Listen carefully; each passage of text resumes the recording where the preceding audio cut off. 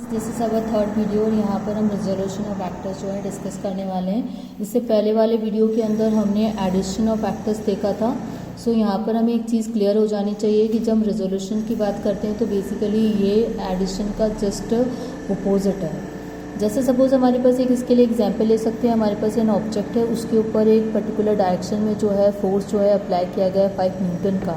तो अगर हमें ये फाइंड आउट करना है कि वो वर्टिकली कितना इफेक्ट प्रोड्यूस कर रहा है, हॉरिजॉन्टली कितना प्रोड्यूस कर रहा है, तो इस कंडीशन में हमें इस फोर्स के जो है हॉरिजॉन्टल और वर्टिकल डायरेक्शन में कंपोनेंट्स लेने पड़ते हैं। तो ये जो कंडीशंस होती है ये रिजोल्यूशन ऑफ फैक्टर कहलाती है। और जैसे कि आपकी टेक्स्ट बुक के अंदर हमें बता रखा है कि हमारे पास में जो है दो वैक्टर्स हैं, ए और दूसरा वैक्टर जो है वो बी है। तो जो हमारा ए वैक्टर है, कैपिटल ए, वो इन दोनों वेक्टर्स के कंपोनेंट के फॉर्म में एक्सप्रेस कर सकते हैं। इसके लिए हमें क्या करना पड़ेगा, जो हमें एक रियल नंबर का इस्तेमाल करना पड़ेगा। सो हम ये कह सकते हैं कि जो हमारा ए वैक्टर है, ए वैक्टर को हमने रिजॉल्व किया गया है दो कंपोनेंट्स में, और वो कंपोनेंट कौन कौन से हैं, एक लैम्बडा ए है और जो दूसरा है म्यू बी है, along the A and B respectively. So हम इस मेथड का इस्तेमाल करके किसी भी वेक्टर के कंपोनेंट जो है फाइंड आउट कर सकते हैं। लेकिन प्रैक्टिकली जो होता है कि किसी भी डायरेक्शन में वेक्टर को रिजॉल्व करना हमारे लिए थोड़ा सा मुश्किल होता है। तो हम लोग कन्वीनियंट के लिए क्या करते हैं, जब भी कोई हमें वेक्टर दे रखा होता है तो उसको रेक्टेंगुलर कोऑर्डिनेट सिस्टम के एक्सिस के अलोंग जो है उसको रिजॉल्व किया जाता है। अब रेक्टेंगुलर कोऑर्डिनेट सिस्टम क्या होता है, जैसे हम नॉर्मली कोऑर्डिनेट ज्योमेट्री पढ़ते हैं तो उसमें एक्स और वाई एक्सिस लेते हैं। एक्स और वाई एक्सिस जो होती है वो एक दूसरे के परपेंडिकुलर होती है। और अगर हम 3 डायमेंशनल की बात करें तो हमारे पास 3 एक्सिस आ जाते हैं, एक्स वाई एंड जेड। तो ये तीनों जो एक्सिस हैं वो हमारी परपेंडिकुलर एक्सिस होती हैं।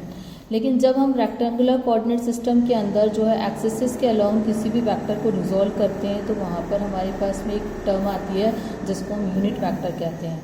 तो यहाँ पर आगे बढ़ने से पहले हमें ये समझना पड़ेगा कि यूनिट वेक्टर होता क्या है।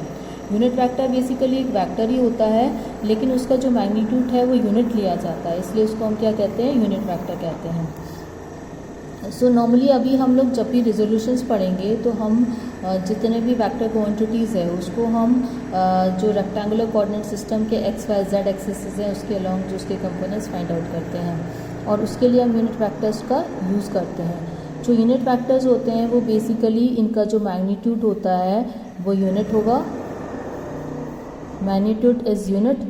एंड दूसरी इंपॉर्टेंट चीज़ क्या है, इनका जो डायरेक्शन होता है वो X Y and Z axis के अलोंग होता है। इसके लिए हम लोग एक्स एक्सिस के अलोंग जो यूज़ करते हैं उसको हम आई यूनिट वेक्टर लेते हैं, और जो वाई एक्सिस के अलोंग लेते हैं वो हमारा जे यूनिट वेक्टर होता है, और जेड एक्सिस के अलोंग जो है वो हमारा के यूनिट वेक्टर होता है। और इसको रिप्रेजेंटेशन का भी एक बेसिक मेथड है कि इसको रिप्रेजेंट करने के लिए बुक के अंदर जो है अगर हम इसको देखेंगे तो इसको बोल्ड लेटर से रिप्रेजेंट किया जाता है। इसके ऊपर हम एरोज नहीं लगाते, इसके ऊपर कैप लगाई जाती है।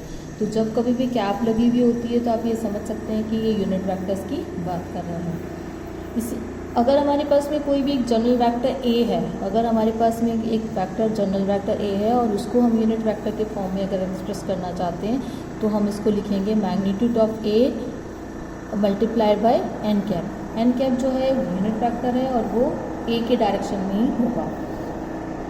अभी हमने क्या किया कि जैसे हमने इससे पहले जब लिया था तो हमने एक ए वेक्टर कंसिडर किया था और उसको ए और बी कंपोनेंट्स में उसके रिजॉल्व किया था। लेकिन यहाँ पर हम एक दूसरा जो वेक्टर ए कंसिडर कर रहे हैं और हम ये मान के चल रहे हैं कि वो एक्स वाई प्लेन में लाई करता है। तो अगर हमें एक्स वाई प्लेन में वेक्टर लाई करता है तो उसके हमें एक्स एक्सिस के अलोंग और वाई एक्सिस के अलोंग अगर उसके कंपोनेंट्स फाइंड आउट करने हैं तो हम किस तरीके से जो है मेथड का इस्तेमाल करेंगे। क्योंकि एक्स वाई प्लेन में लाई कर रहा है तो हम अपनी एक्स और वाई एक्सिस ड्रॉ कर लेते हैं। ये हमारी एक्स एक्सिस हो गई और ये हमारी जो है वाई एक्सिस हो गई, and this is our given A vector. अब हमें क्या करना है, इसके कंपोनेंट्स निकालने हैं एक्स एक्सिस के अलोंग और वाई एक्सिस के अलोंग। इसके लिए हमें जो इस वेक्टर का हेड होता है उससे एक परपेंडिकुलर लाइन ड्रॉ करनी होती है एक्स एक्सिस पे, और एक परपेंडिकुलर लाइन ड्रॉ करनी होती है वाई एक्सिस पे। ये हमारा ओरिजिन हो जाता है, इसको हमने पी क्यू और आर से रिप्रेजेंट किया है। और हम जानते हैं कि जो एक्स एक्सिस होते हैं उसके अलोंग जो यूनिट वेक्टर होता है वो आई कैप होता है, और जो वाई एक्सिस होती है उसके अलॉन्ग जो यूनिट वेक्टर होता है उसको हम जे कैप से डिनोट करते हैं। सो बेसिकली जो हमारा, अगर हम ये मान के चल रहे हैं कि जो A1 है वो हमारा x कंपोनेंट है x डायरेक्शन में, ये हमारा A वेक्टर है, तो A वेक्टर का जो x डायरेक्शन में कंपोनेंट है उसको हमने A1 से डिनोट किया है, तो ये x कंपोनेंट हो गया, और जो A2 है वो हमारा y कंपोनेंट हो गया। नाउ अभी हमें A1 और A2 की वैल्यू निकालनी है कि A1 A2 की वैल्यू क्या होगी। A1 को हम एक्सप्रेस कर सकते हैं AX इंटू आई कैप, और जो A2 है उसको हम एक्सप्रेस कर सकते हैं AY into J cap. So जो हमारा A वेक्टर है, गिवन वेक्टर है, this will be equal to x component plus y component. तो हमने यहाँ पर A वेक्टर को x डायरेक्शन में और y डायरेक्शन में इसके जो कंपोनेंट्स हैं जो उसको फाइंड आउट करें। अभी हमें अगर सपोज A का मैग्नीट्यूड निकालना है तो उस कंडीशन में हम क्या करेंगे, हम अपनी थोड़ी सी ट्रिग्नोमेट्रिक जो नॉलेज है उसका यूज़ करेंगे, और हम ये मान के चल रहे हैं कि जो हमारा A वेक्टर है वो एक्स एक्सिस के साथ में थीटा एंगल बना रहा है। अगर वो थीटा एंगल बना रहा है तो हमारा जो कॉस थीटा होगा वो किसके बराबर हो जाएगा, OP अपॉन OQ के, OP अपॉन OQ। OQ हमें पता है OQ किसके बराबर है, OP जो है वो हमारा है, this is the x component and this is y component. तो ये हो गया हमारा x कंपोनेंट, और OQ जो है वो A हो गया एंड A cos थीटा।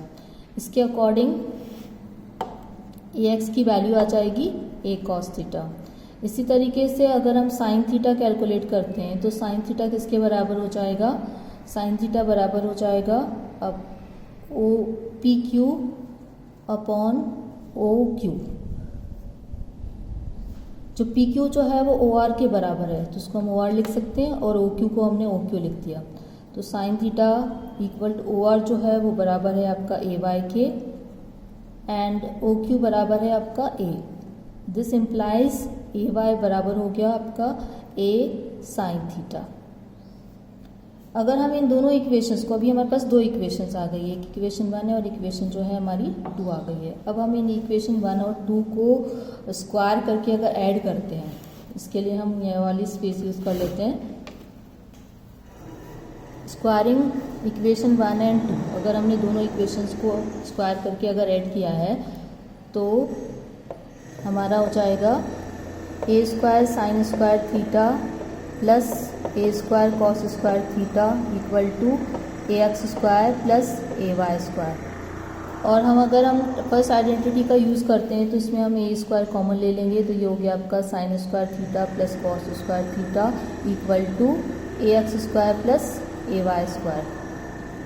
ये हमारी आइडेंटिटी के अकॉर्डिंग 1 के बराबर हो जाएगा, तो A स्क्वायर बराबर आ गया AX square plus AY square. अगर हम A की वैल्यू निकालेंगे तो this will be equal to A square AX square plus AY square.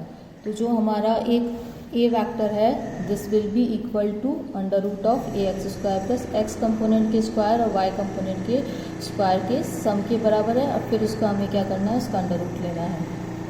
इसी तरीके से अगर हमें इसका एंगल फाइंड आउट करना है, तो एंगल अगर हमें थीटा कैलकुलेट करना है तो tan थीटा किसके बराबर हो जाएगा, PQ अपॉन OP।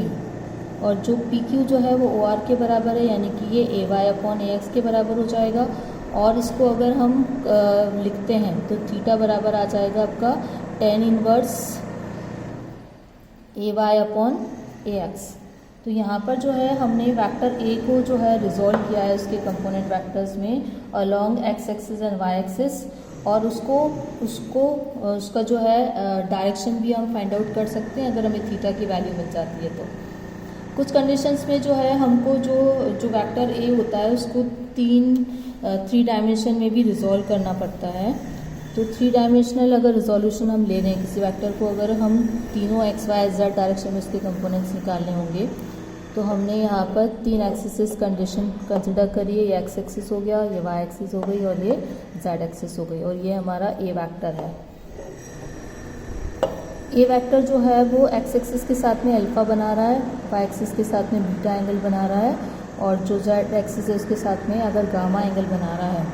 तो हम ये कह सकते हैं कि जो ax कंपोनेंट होगा वो किसके बराबर होगा, a cos अल्फ़ा के। ये अभी हमने कंपोनेंट्स जस्ट अभी फाइंड आउट करे थे कि कैसे हम इसको निकालते हैं। ay बराबर होगा a cos बीटा के और az जो है वो बराबर होगा a cos गामा के। और इन जनरल जो a वेक्टर है उसको उसके कंपोनेंट्स के फॉर्म में हम कैसे एक्सप्रेस कर सकते हैं, ax i cap, ay j cap plus az k cap, क्योंकि हम जानते हैं कि i, j और k जो है वो यूनिट वेक्टर्स हैं along x, y and z axis. तो अगर हमें a का मैग्नीट्यूड निकालना है, अगर हम a का मैग्नीट्यूड निकालते हैं, ये हमारा a वेक्टर हो गया। तो अगर हम a का मैग्नीट्यूड कैलकुलेट कर रहे हैं तो magnitude of vector a is under root ax square plus ay square plus az square.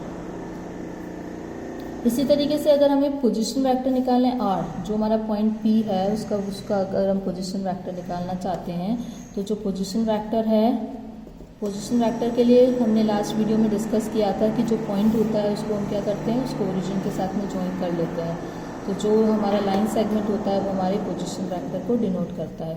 तो जो हमारा पोजीशन वेक्टर r है that will be equal to X I cap plus Y J cap plus z k cap,